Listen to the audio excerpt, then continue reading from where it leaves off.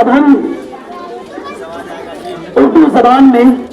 تقریر کرنے کے لیے اس شعر کے ساتھ شہناز پروین کو دعوت اسٹیج دینا چاہوں گا کہ سفر میں دھوپ تو ہوگی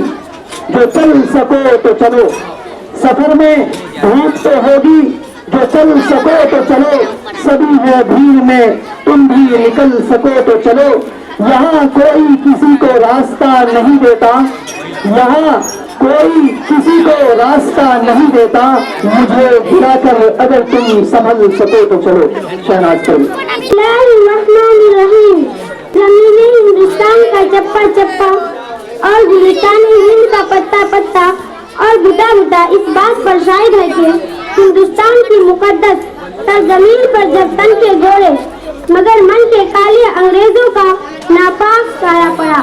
اور جب یہ سازشی قوم ہندوستان کے تخت و تاج کا مالک بن بیٹھی تو سب سے پہلے انگریزی اقتدار کے خلاف علمی بغاوت ہم نے بلند کیا۔ راستے کی غربت اور دوری سی راہ کے خطرہ سے بے فکر ہو کر ملک کی آزادی کی تلاش میں ہم نے پھانسی کو کندھوں کو چوم کر منزل کا نشان پوچھا تو کبھی یہ ملک آزادی کے لیے ہم نے اپنے جسموں کو لہو لہان کروایا اور آگ کے انگاروں میں جانا پسند کیا۔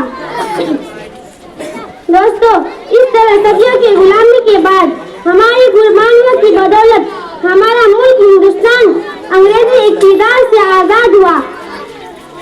ہم نے بہت سوچ سمجھ کر جمہوریت کا راستہ اختیار کی۔ مختلف مذاہب، نظریہ، عقائد کے کروڑوں ہندوستانی آزادی کی حقیقی دولت سے سرفراز ہو سکے، لیکن دوستو، آزادی کے بعد یوں ملے وطن کے لوگ ہم سے، آزادی کے بعد جیسے بے اس بات ہوئی دوسری شادی کے بعد ملت اسلامیوں کے اے غیور نوجوانوں، آپ تاریخ کو اٹھائیے اور مطالعہ کیجیے کہ آزادی کے بعد مسلمانوں کے ساتھ کس طرح کا رویہ اختیار کیا گیا، ظلم و ستم کے کیسے کیسے ہتھیار استعمال کیے گئے۔ کبھی گورکھشپ کا نام پر اخلاق کا قتل کیا جاتا ہے تو کبھی مظفر نگر میں ہماری ماں اور بہنوں کی عصمت سے کھیلا جاتا ہے، تو کبھی گجرات کے اندر ہمارے چھوٹے چھوٹے معصوم بچوں کو گاجر اور مولی کی طرح کاٹ کر پھینک دیا جاتا ہے، مساجد کو مسمار کیا جاتا ہے، مکاتب پر شک کی نظر ڈالی جاتی ہے۔ حد تو یہ ہو چکی ہے کہ آج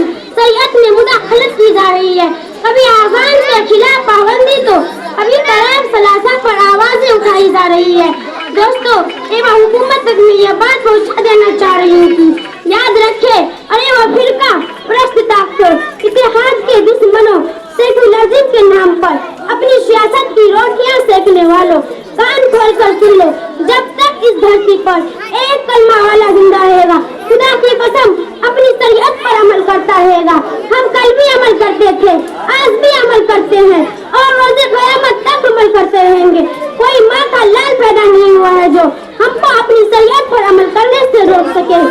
یاد رکھیں، ہم اپنی شریعت کے لیے